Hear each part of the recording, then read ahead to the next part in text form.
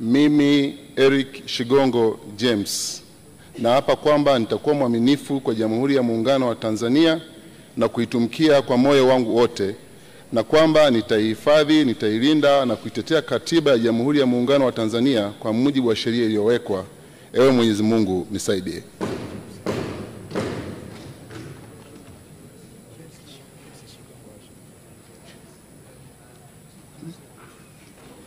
Sio mwisho. Yeah.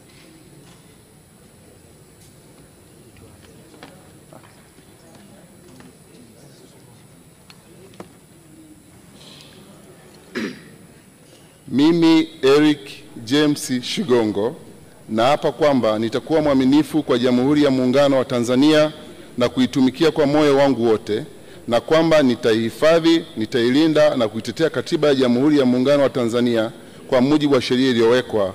Ewe Mwenyezi Mungu nisaidie.